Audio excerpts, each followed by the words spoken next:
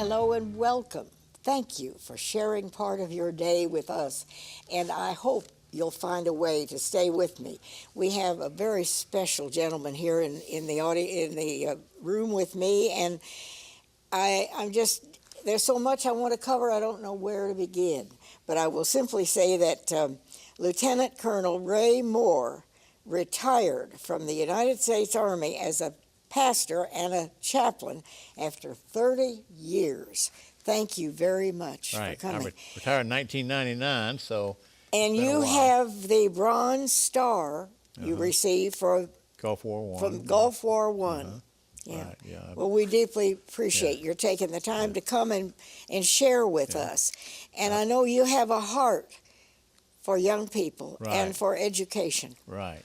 And I think where we should begin is where you Okay, well, your hey, I'm glad interest you asked is. that. My wife and I started homeschooling our own children in 1977 when I was finishing up theological seminary at Grace Seminary in Indiana. And we think we were among the first few hundred families in the modern era. Homeschooling was sort of undercover in those days. People didn't, if they did it, they didn't say much about it. And we started in 77, and the state of Indiana did contact us. We were in seminary in Indiana and wanted to know why we were doing that.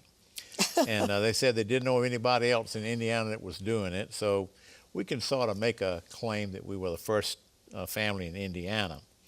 It may not be true, but we were certainly among the first. And about 1980, it started really exploding all across the land. And Dr. Dobson interviewed Dr. Raymond Moore, who was an early pioneer in homeschooling. Sometimes people get us confused. I knew him and worked with him some. He's passed away about 10 years ago, but he wrote some early books on it. And after that interview on the focus on the family, and I think it was 1981, homeschooling just started exploding all across the land.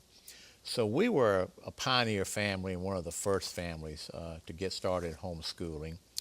And then we tended, after that, the kids would, we would tended to put them in a private or Christian school when they got to be middle school years. And then but they all were homeschooled up through 6th, 7th, or 8th grade.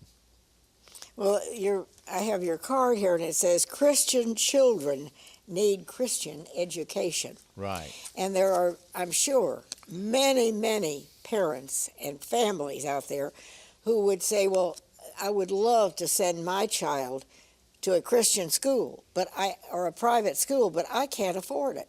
And I'm sure you've heard that. Oh, yeah. It's one of the biggest objections that I face. It's called a financial objection. And I do have some answers. They may not be adequate for everybody, but one, I think some families could afford to homeschool, assuming that the mother does not work outside the home. Usually homeschooling requires a stay-home mom. It does. Because the mother ends up doing 80-90% of it. So a lot of women could homeschool if they don't work outside the home. Now, in some cases, grandparents get involved. My sister is homeschooling her grandkids right now, substantially so, and with her daughter is also involved in it. So sometimes grandparents can assist. Well, it seems like we hear more and more about children being homeschooled than we did even 10 years ago. Right. It's growing very rapidly. We don't know for sure because, again, a lot of people don't report, but we think about 4.5% of all children at the K through 12 level are being homeschooled today. Most of them are evangelical Christians, probably 70-80%. Others would be Catholics, Jews, Mormons, and others that have a traditional faith and have a very strong moral code. And that's one of the primary reasons people homeschool. Absolutely. To get out of the harmful way of the public schools. Well, I want you to, if you would, to comment on your findings and why you feel this is so vital for the way we find ourselves today. Right. Well, let me just finish the first question. I didn't quite answer it, but we think one of the big problems is that the churches as a group are not offering this alternative. We think that churches could provide benevolence, assistance, scholarships, and start up private Christian schools in their facilities, but they don't have a vision for it. The pastors are just sound asleep in most cases. It's sad for me to have been in the ministry 40 years to have to tell you that. We have about 10% of the conservative pastors very strongly support what we're doing or this kind of mission, with another 21% moderately supportive. And by that I mean they homeschool or have their own children in a Christian school, or they recommend it and support it, but they don't preach on it strongly because they've got so many public school families in their churches. Yes. And they're afraid of upsetting them. So that's how weak the clergy have been on this. But if they would step up and offer this, we could take care of the problem pretty quickly. But right now, we have research that's been done by another group, not my group, that about 80% of born-again Christian children who are public school, through their entire careers, leave the church and abandon the Christian faith in their early adult years, with most not ever returning. Maybe 20% will start coming back to the church when they have their own children and start their own families. Whereas 93% of children that are homeschooled in a Christian context continue on in the faith and the traditions of their parents. So we're losing the next generation because of the public schooling is one of the primary reasons that we have so many millennials that are leaving the church and becoming socialists. So anyway, that's what the church could meet some of the need, and then scholarships, benevolence, but there will always be some that will struggle to find a way to do it. But we need to try to help them provide this for their children, because their children's souls are depending on it.